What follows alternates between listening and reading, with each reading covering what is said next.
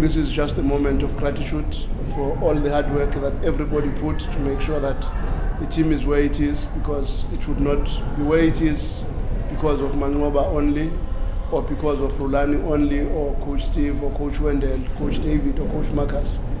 Everybody else that plays his role in the team does an exceptional job, and we're really thankful to all of them. Thank you, Coach. Let's take questions from the floor. I was looking for new hands from the previous one. Okay, I'll start with Tsepo once more. Thank you. Congratulations, Coach. What does this mean for the team to win a treble in a season where Sundowns were incomplete, probably total dominance in the domestic campaign? I'm sure it's excitement from you guys looking at how this season went. What does this treble mean for the team? To be honest, I think it's something that I once said long time ago, that I believe Sundowns has got the capacity to win all the trophies on offer. And when that happens, one should give credit to the team, because they give their utmost best every day. Training is not very easy. We are playing a very high octane game. We are demanding a lot as coaches. Our analysts demand a lot from the team, so everybody knows how important it is to give his best to Sundowns. And the most important thing for this season in particular, when we tried to have a squad that was complete in our standards, that could play almost every player within the group without fear. And when those players that have all participated in all these competitions get to lift all these competitions, we really appreciate, and we are thankful to all of them, because honestly speaking, at Sundowns, if you look at the number of matches we have played, you will realize that now maybe we're in match number 47, and that is not easy for our team, with a lot of traveling in between. And one always forgets to also thank our families, the families of the players.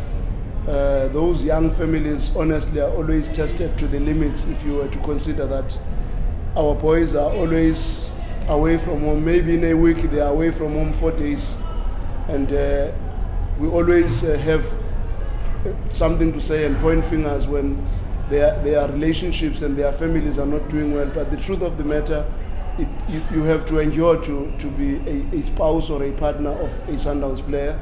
And honestly, that's why I want to thank all our families, our wives, partners, their girlfriends and all that. It's very important that we do thank all of them, because they would not function the way they are if it was not for the fact that they have people that are supporting them from behind. And really, I want to extend that word of gratitude to all these families, and ask them to understand that the next season again we are going for the same campaign of the championship, of the Champions League, which was our dent for this season, which I believe the team had really given their best shot, to be honest.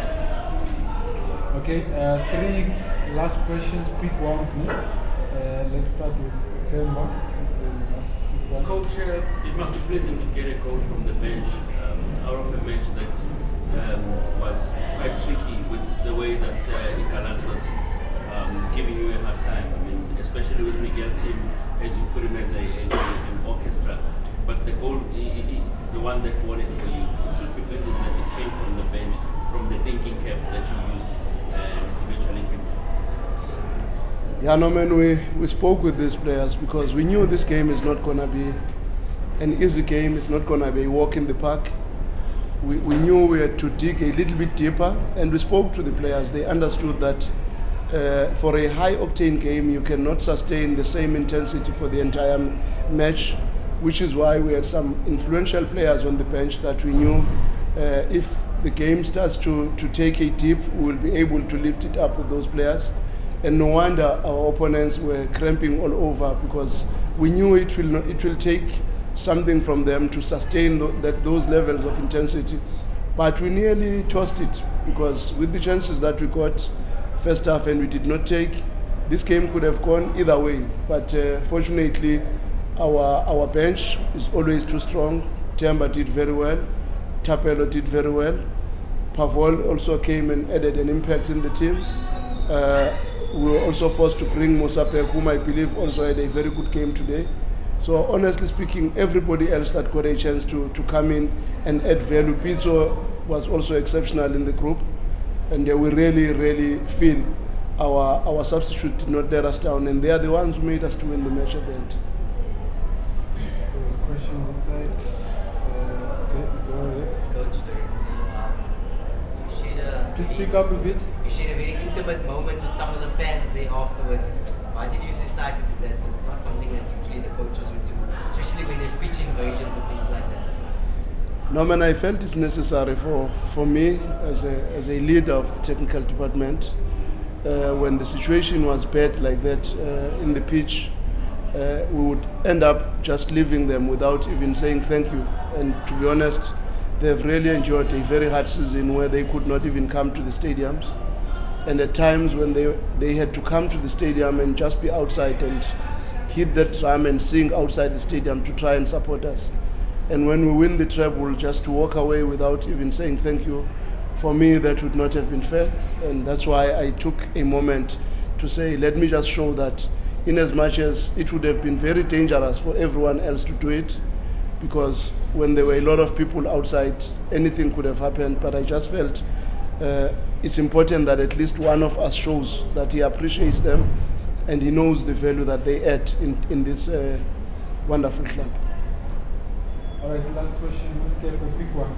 Yes, Coach, sorry, I don't know if this was asked because I wasn't late, but winning 3 trophies in a season, what does it say about the gap? Do you feel there's a glaring gap between yourselves, the Sundowns, and the rest of the team? Because to us it looks like total dominance, but to yourself on the other side, how does it feel?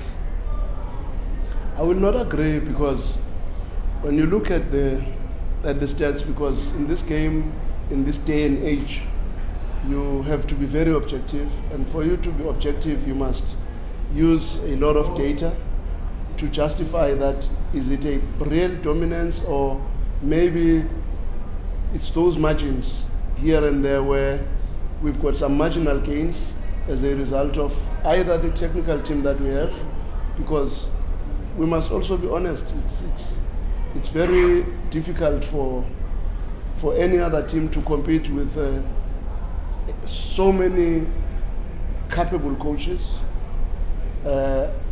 sharing their opinions within the group to make sure that this thing is better, and having those critical debates that are very difficult in other environments. These debates are not between coaches. These debates are between the coach and the boss. But at Sundowns, the president and the chairman give us the authority to make these decisions as coaches, as analysts together, and we sit in this panel of more than 20 people, and we discuss the finer details of each and every game.